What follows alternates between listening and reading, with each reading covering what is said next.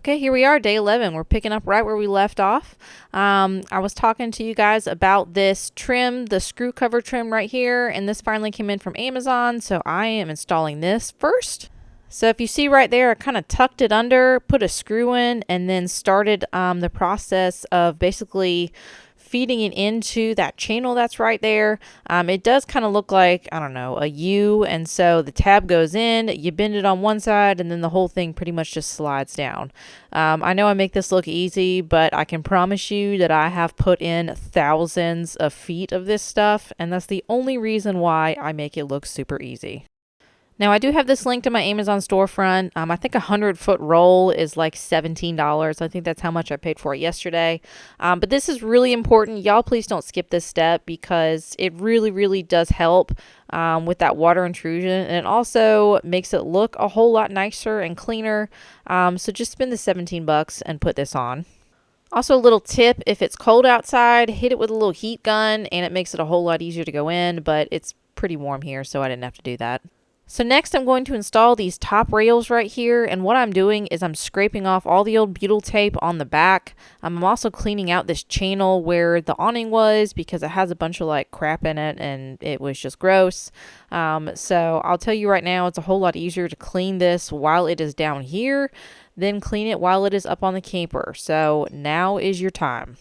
So after I've scraped all the butyl tape off, I actually get a mix of half Awesome, which you can get at the dollar store, and half water. And this is a Scrub and Bubbles container that I've reused because it makes it come out really foamy. So that's just my little tip from you. Get a Scrub and Bubbles container because they're great.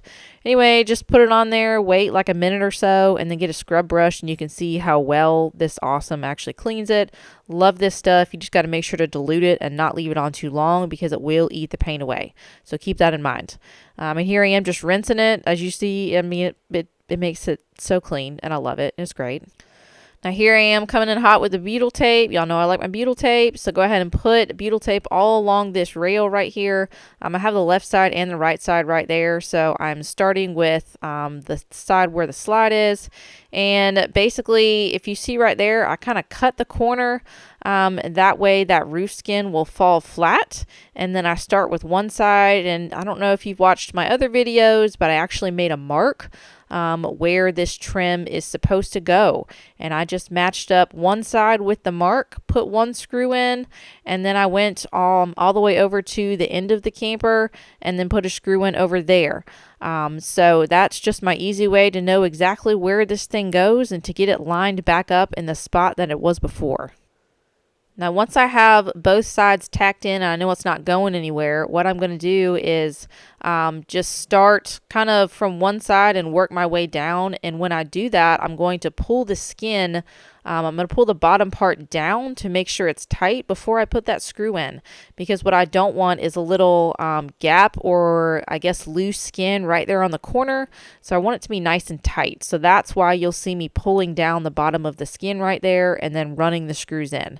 Now I didn't use any special screws on this. This is just 1-inch square head RV screws. So you know, you can use whatever your heart desires, but that was what was in there. So I just replaced the screws and it just seemed a lot easier to do that for me. Now, same thing with this side. As you can see, I kind of pulled the skin down right there. I started on one side. I lined it up with the mark that I had already made. And then I lined it up with the other side. And I will just basically go across this whole thing, pulling the skin down each time. This one, when I put it on, I think I may have bent it a little bit when I took it off. So if you saw me bend it kind of up right there in the middle, that way I can line it back up where it was actually supposed to go. So, I mean, really, it's not super hard to get this thing lined back up. You basically just want to make sure that it's even on both sides, and you should be good to go with that. So now that those rails are on, I'm going to start with the AC installing this back. Now this gasket actually looked really good on here, which I was shocked for how old this unit is, but I'm still going to take it off and replace the gasket because I already bought new ones. And I have a rule that if I'm going to take the AC off, I'm going to replace the gasket. So this is just me scraping it off. And this gasket was really well on there. I mean, it was like in fantastic shape. But I got my multi-tool with my little scraper blade and I just buzzed it along. I didn't record that part, but it worked really well. So if you're having a hard time getting it off, do that, and then clean it with some like rubbing alcohol or something just to give it a good adhesion surface. Get your new gasket right there, and I just lined it up. Make sure that you basically line this gasket up in the four corners where the 4 bolts are that will hold this thing from the inside.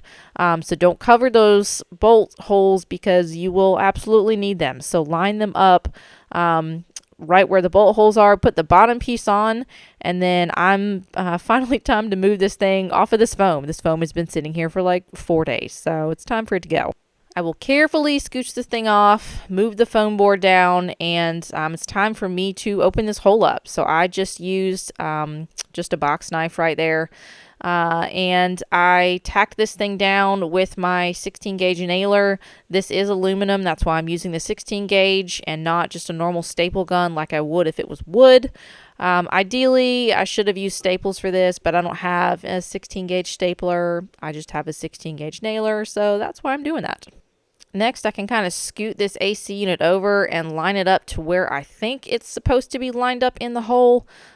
Just kind of guessing right there. And then I come from the other side, and you see I kind of pick it up with my hands and move it in the place that I want it, where all 4 of those bolt holes are on the corner of the square. So that's what you want. Yep. So there's one. You can't really see that one right there, but you can see all of the bolt holes are lined up in the square. Now next, I'm going to hook everything back up. So I will go ahead and hook up the freeze sensor right there. You just kind of stick your hand up there and pop it back in place to where it was before. And then this one has a little connector right there. I'll just connect that back, and then I can work on putting these bolts back in.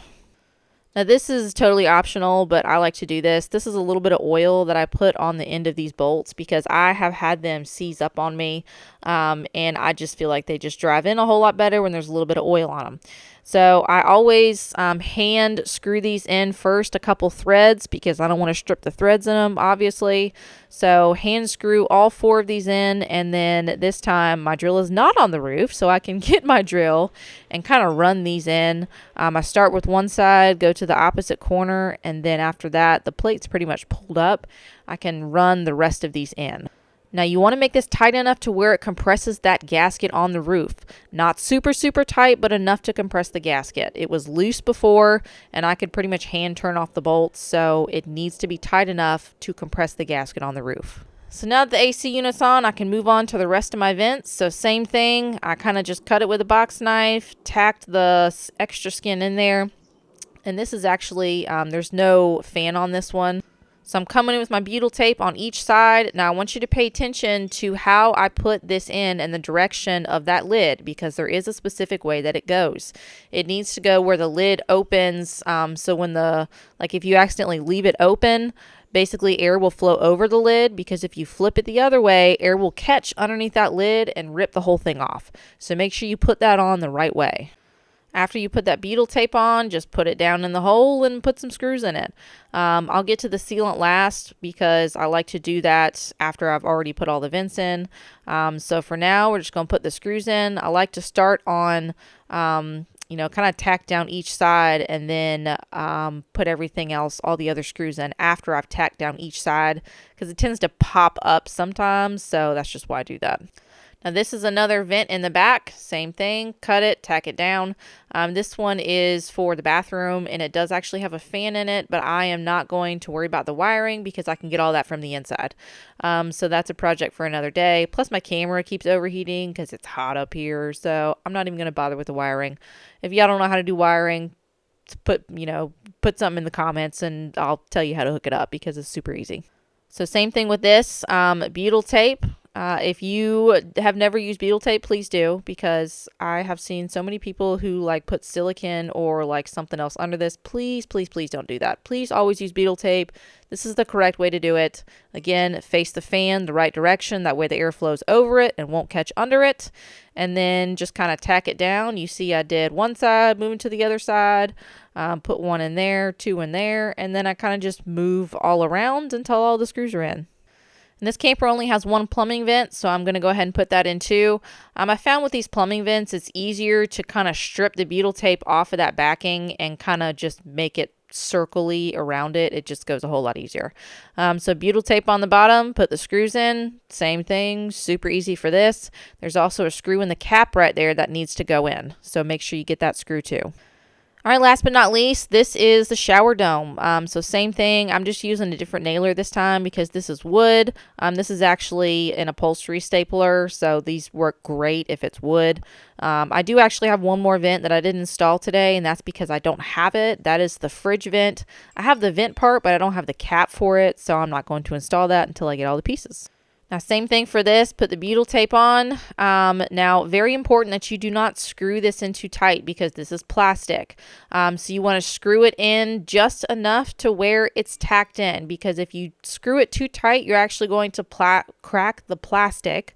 And we don't want to do that. I've taken way too many of these off that it's cracked because the screws were too tight. All right, finally, we're on to the sealant, and the corners right here, I'm just kind of picking away some of that extra butyl tape. And I like to use self-leveling sealant. It's the only thing that I use. Please don't use anything else. Absolutely do not use silicone. Always use self-leveling sealant. I say this from experience, not because I'm just telling you what to do, because I have repaired a lot of campers with water damage, and this is the only thing that I have found that will keep the water out and that the sealant will not crack and it will stick. So please use it. I buy this from Rec Pro. The kit actually comes with a 4-pack, but I buy 4 more. So this is absolutely what you need to use for a roof. Now, if you see right there, I kind of just move along, do a little circle where the screw is, and just make my way all around. You don't have to glob it on. You can if you want to, if it makes you feel any better. But I've done this a time or two, and it looks pretty when you just kind of circle it and ride it along the edge, and you actually use less sealant that way too. This is expanding, so keep that in mind. There's also the fridge vent right there. Make sure to put a spot at the top where that screw is as well, because that's also a leak point. This is not necessary, but I like to do this. I like to run just a very small bead on top of those rails that we put in. Now next I'm going to trim off the excess skin right here on the sides, and I just use a sharp box knife and just kind of run it along underneath that trim piece right there. So you don't need to put a whole lot of pressure on it. It's very thin. It will cut. So you don't want to cut through your exterior right there, just enough to cut the skin away. And enter my father-in-law right there asking me questions. Now I'll do the same thing for both sides, and if you notice, I have not done the back yet, and that is because there's actually some water damage back there that I'm going to fix. I haven't really decided if I'm going to take the back off yet, but it's not even like delamination. It's like the actual panel came apart from the styrofoam, so I'm kind of just thinking about what I want to do about that, but it's fine for right now because the skin's covering the back. So anyway, just cut off all that excess right there. And then I have a mess on my hands. If you haven't noticed, there's a bunch of, that's all the old butyl tape. It's disgusting. Y'all don't drop that on the ground, please, when you're cleaning it up, because you will step on it and you will ruin your shoes. It will never come out. So try to keep it in one place and then throw it away all at once. Just take my advice, please. Please. I've ruined enough shoes from this.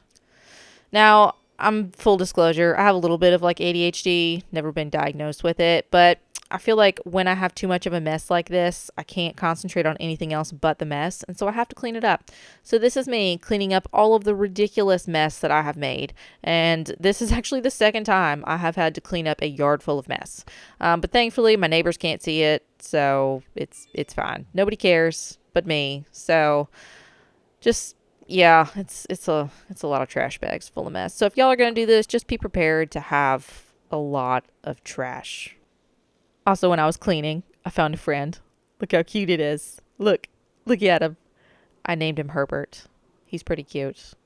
And oh, I caught him too. Anyway, I'm going to go put him back and then finish cleaning. Full disclosure, y'all probably won't see another video for at least another week. I'm going on vacation. So this camper is pretty much waterproof right now, and I'll hopefully see y'all in a week.